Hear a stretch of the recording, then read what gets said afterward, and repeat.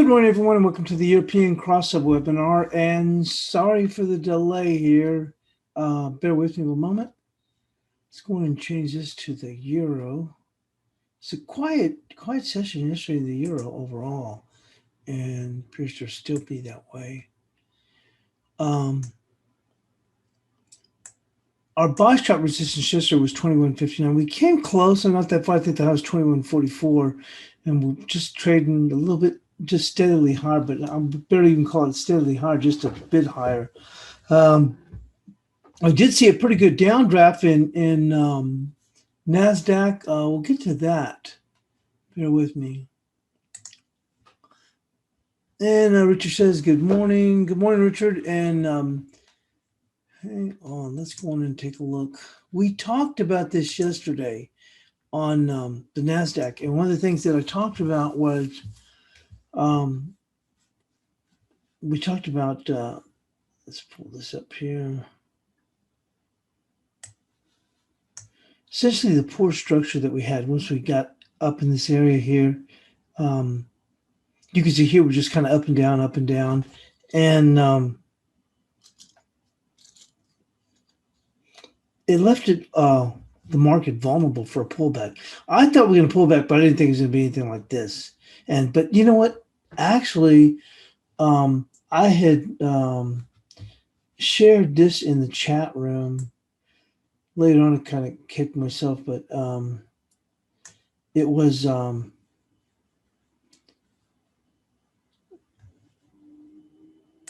I was looking at was on this market profile, and I had the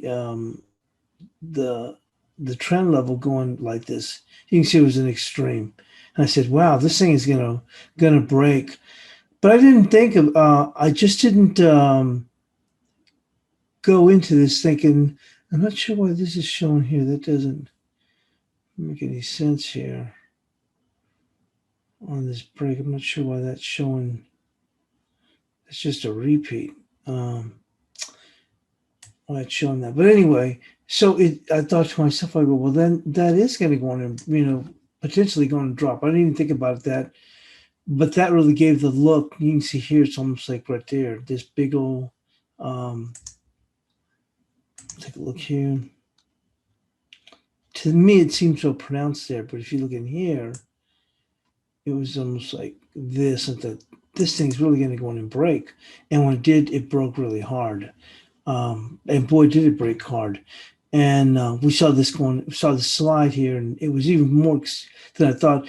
When I thought we were going to break earlier last week or late last week, my initial target was going to be 603.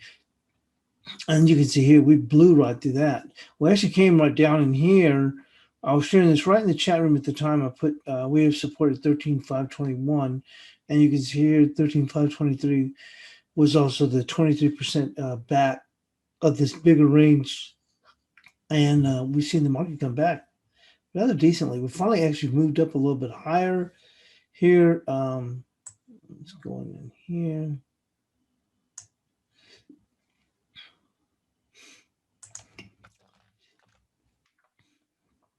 One of the things we had not been able to get past was 13,691, which was the prior days, not yesterday, but the prior days point of control. And we simply couldn't get beyond that. We've actually made a move up in here, took out that high, that rebound high. Take a look at it on the 5-minute.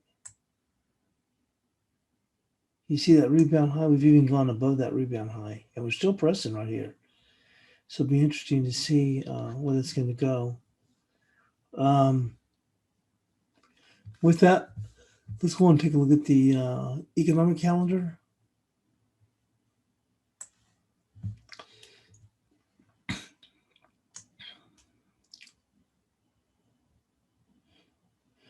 We did get the German wholesale price index. Now that was much earlier, a little over a couple hours ago. And then at the top of this next hour, we will go on and get this Ipsos, which is a consumer survey. And that's going to be out of France, the UK, Italy, Spain.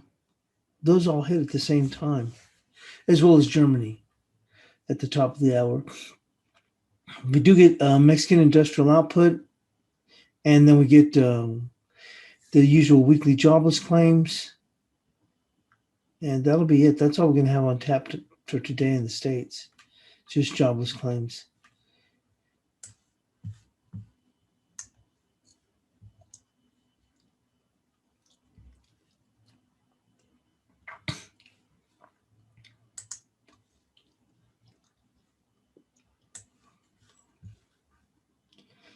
The dollar steadies after a soft U.S. inflation and dovish Fed. Now, here's the odd thing was that I was surprised how quiet the dollar's reaction yesterday was when equities were coming off. That was really kind of odd. But the dollar steadies after soft U.S. inflation and dovish Fed. The dollar fell during a quiet session on Thursday after softer than expected U.S. inflation data for January and a reiteration of the Federal Reserve's dovish policy stance, but recorded some losses as European markets opened. U.S. core inflation last month was zero. Data showed on Wednesday against market expectations of 0.2. Federal Reserve Jerome Powell said that while he expected base effects and pent-up demand when the economy fully reopens to boost inflation, that was likely to be transitory, citing 3 decades of lower and stable prices. Powell also reiterated that the central bank's new policy framework could accommodate annual inflation above 2% for some time before raising rates, reinforcing market expectations of a weak returns from the dollar. Currency markets were small. Currency market moves were small overnight because of the Lunar New Year holiday in Japan and China, but the dollar fell close to 2-week lows.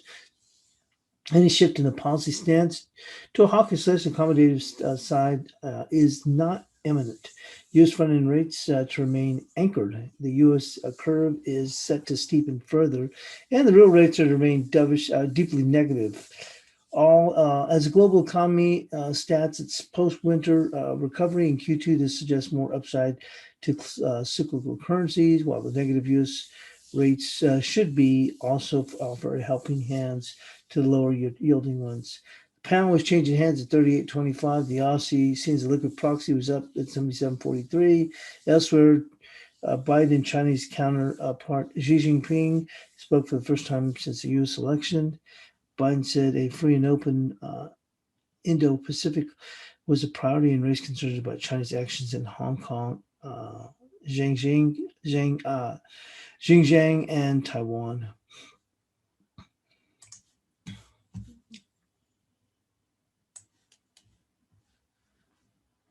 And Yellen's innovation to battle misuse of cryptocurrencies. Not any real big news here. Explosion of risk from the digital markets, including misuse of cryptocurrencies. Interbarks to the Financial Sector Innovation Roundtable. Yellen said such technologies could be used to stem the flow of dark money and from organized crime and fight back against hackers. She said passage of the Anti-Money Laundering Act in December would allow the Treasury Department to rework a framework for combating illicit finance that was largely unchanged since the 70s. The update could have been at a better time, said Yellen told lawmakers, regulators, and private sector experts. We're living amidst an explosion of risk related to fraud, money laundering, terrorist financing, and data privacy. Well, enough of that. So we're going to go move into the analysis now.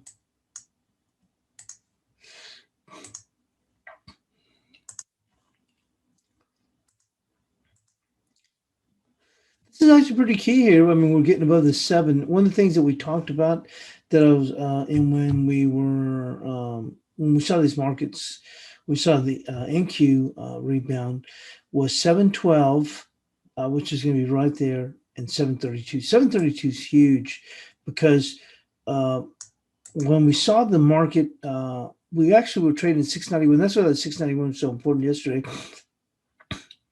and was a point of control. And so in Asia, not last night, but the day before, when Bank of Japan said, oh, we're going to go on and keep on going with the ETFs, and we talked about, we moved higher, but we should have exploded higher. And that's why I said I thought it was susceptible. Then the market, even when, it had pushed higher in Europe, which was not a surprise at the end of Europe because they were going to stop some people out. But even when we pull back, you can see how the market 732 was key to get to defend here, here, here, even on the rebound here. And it wasn't until we got into the opening session here in the U.S. in equities, equity futures or cash equities is when we finally saw the same break below that. So this would be key, this 732, and this low here would be 712. So the fact that we're above here 701 really says something. We'll have to see what happens. Just go with the technicals on this, and that will let you know what's, where to be.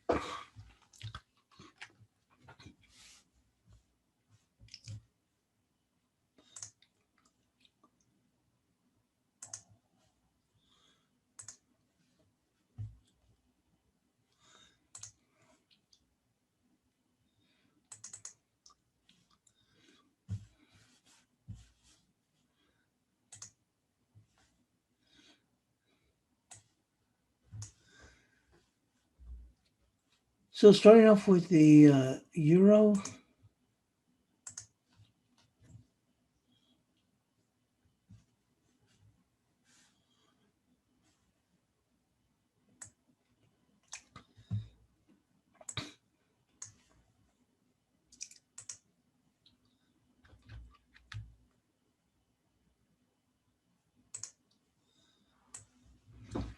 So the euro posted a gravestone doji after coming shy of bias chart resistance on Wednesday.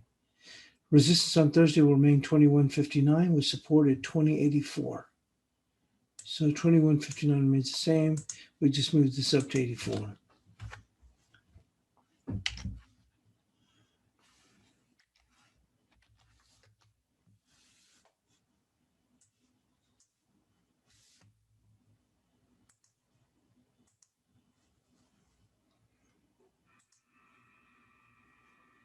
On to cable. Cable closed higher on Wednesday. Resistance on Thursday will be 38.52 with support at 37.56. So this is still holding up rather well.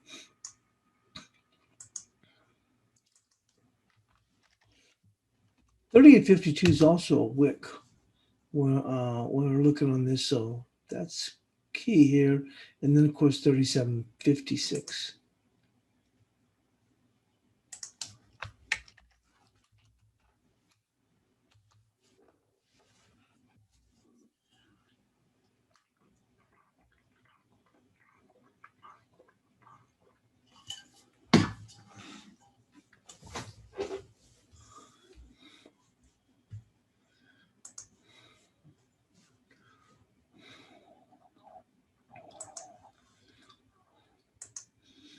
Onto the Aussie. The Aussie closed higher on Wednesday with resistance for Thursday, which will be 77.46 with support at 76.73.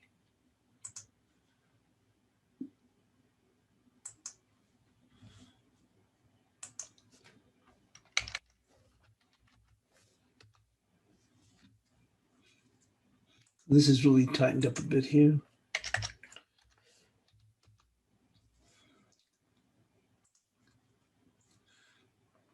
To the Kiwi. Things are kind of tightened up and slowed down a bit here in the Antipodeans. Kiwi closed slightly higher, slightly lower on Wednesday. Resistance on Thursday will be 72.39. That's the closing bar right there. With support at 71.66.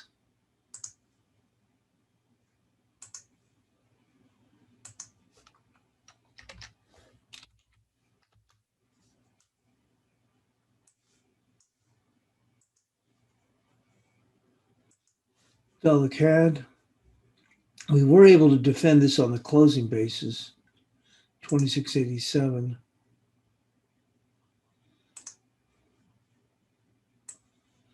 So dollar CAD closed a few pips higher after trading in a tight range. A daily close below 26.87 will open the door to take stops below 26. Support on Thursday will be 26.55 with resistance at 27.44. So no changes, but essentially exactly what we just had. So With this one, since there were no specific changes here, I've just copied this part out and pasted it in here, other than to note that it, traded just a few pips higher on Wednesday. Onto the peso. No changes here in the peso. It's still been, we're looking at that 1996 on the support. We've been looking at that all week long. It's actually just gently been getting down there. Actually, got the low was so far 1997. Well, it's actually 1996 and a half. So that's been our support all week long. And if we do get a jump up in here, actually, we could move it here to 2010. It's trading in such a tight range, but I guess what we'll do is go with the wicks right here, right there, which would be 2015. So just lower this to 15.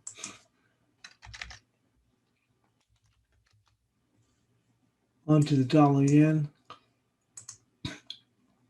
Dollar yen traded a little bit, I wouldn't say quieter, it just kind of held its own here. No changes in the dollar yen. We had 433. The low yesterday was 441. Still holding this 443, 433 that is, and upside 496. Cash dollar. No changes here in the cash dollar either. It just looks crappy. I did say that here's the key. It's going to be 89.90. And I was like, well, God, it could have been right here, right there at 90.16.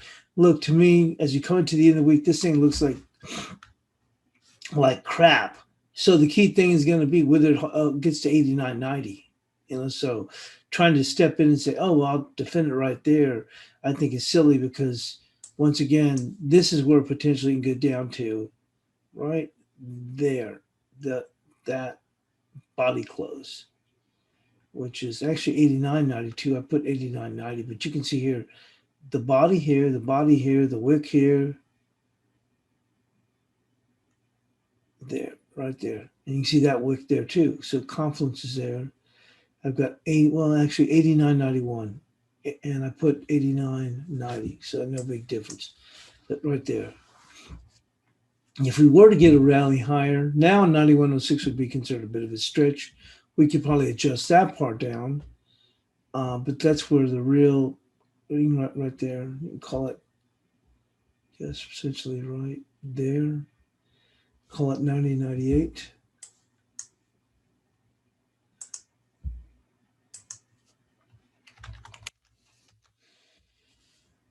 Because anything beyond that, I'm saying you can rally here up to 75, whatever, 70. It's not going to make a difference. It's still going to be weak. That's what I'm saying. Anywhere up in here, you could jump up in here, but it doesn't change what the overall trajectory is going to be for the buck so far. Moving on to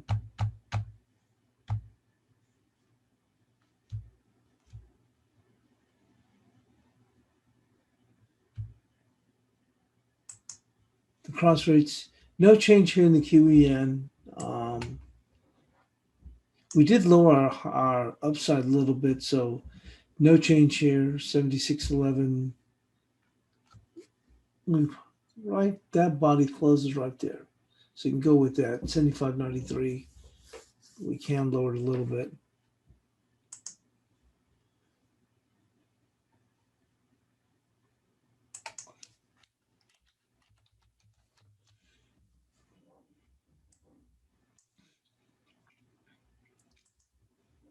Euro pound, no change. We're just still holding here.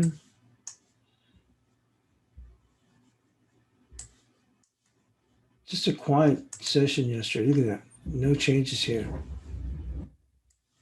None whatsoever. See the upside 57.11. High for yesterday is 57.04. And I think the high for the day before is like 57.03. So no changes. Onto the Euro Kiwi. We pushed a little bit higher yesterday. I don't know if we've made that much of a significant move. High was going to be 68. We did make it up to 68.47. Kind of holding our own. Support at this point, you have to go with the body right here. which would be 67.20.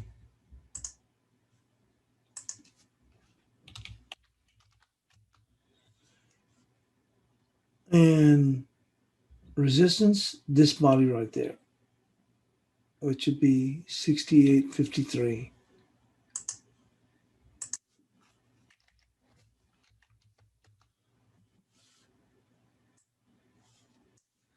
Also the Aussie yen, no changes here in the Aussie yen. High is still 81.28. So no changes here. 80.35. Kind of holding our own. If we dip back, you can see right there, that body, there's 80.35 right there.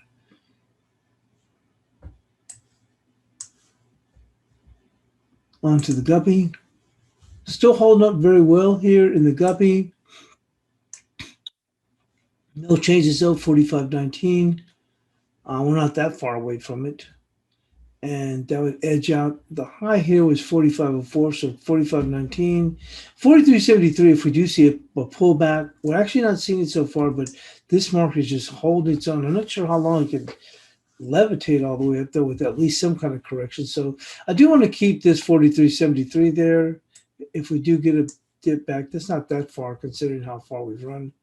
And lastly, with the sterling odd, no change here. Our resistance was 79. High yesterday was 79.23. And you can see how the body stayed within the other body, almost like a harami. So no changes there.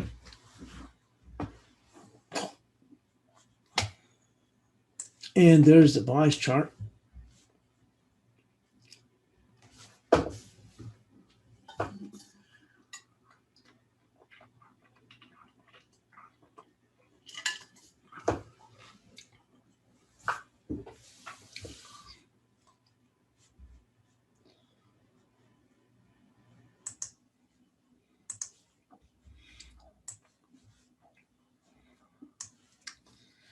And just taking a quick look, here's Nasdaq on a daily, and this thing is still way up here in the stratosphere. Look at that. Remember how the 20-day moving average was kind of holding these lows here? You see that? The 1 day we finally broke through it, and it looked like we did follow through in the market. It tricked the market and flipped the other way. Has never looked back, and look how far it is away. And I referenced this yesterday, and I think Irina was the one who's asking me yesterday about this. Let's go back.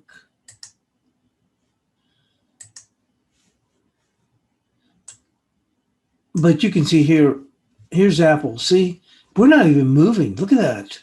Look how quiet we're moving here. And here's Amazon. You see how the Nasdaq keeps making these new highs. Look at that. And Fangman continues, like Microsoft's a little bit higher here, this part. But many of these, as I mentioned before, look at Facebook. You see, we're just dead in the water. We forget new highs. Look at that. We are absolutely dead in the water. Here's Netflix. You see, so much of these Fangman stocks, they're just absolutely not going anywhere. Google, I think, has done a little bit better overall. You see, we jumped up and kind of hanging here. But for the most part, even if you gave it the benefit of the doubt and said, okay, well, half of the hangman are kind of doing a little bit better, it still doesn't explain how the Nasdaq has just continued to move higher. And we've had this move up in here. Hence why I don't really pay that much attention. I had been doing a lot of work with and it was a lot of work. It was kind of worth it initially because I would just track the 6 individual Fangman stocks plus Tesla on very short term, 2 hour, 30-minute. And the market wasn't even really reacting. Fangman was flat while the Nasdaq just kept going higher. I'm thinking, okay, it's going to break. It just kept going higher. So now I just focus just on those levels in the NQ and look at market profile and just focus on that. Tesla's still doing okay. Kind of Get a little tired up in here, but at least it's still up in this upper area. Now the pandemic plays, as I mentioned before, Peloton's still up in here. PayPal has been ridiculous. Look at that. Finally saw a little bit of a pause here. And then eBay, same thing, way up in here. See, those are the ones, even though Fangman has the greatest weight and has not had any impact at all.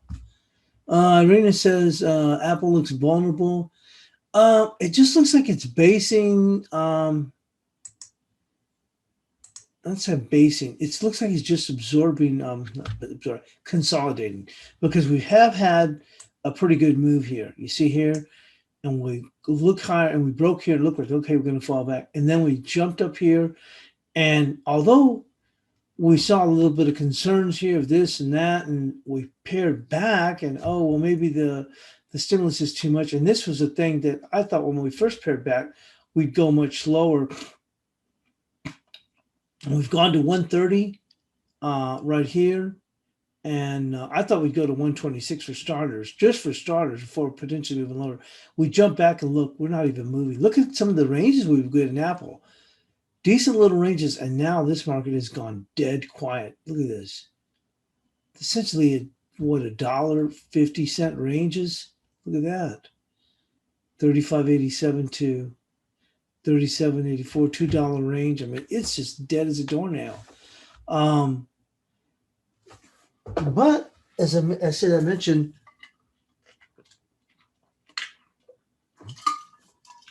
NQs continue to move higher. That's why I just lost faith. If you trade this individually, we could eventually see a pair back here, but for right now, it's just consolidating its move. But with that, that'll be it. I'll go in and post the, yeah, sure, Irina. I'll post the bias chart in the room, and we'll see you in the chat room. And thanks for joining us here on the European Crossover webinar.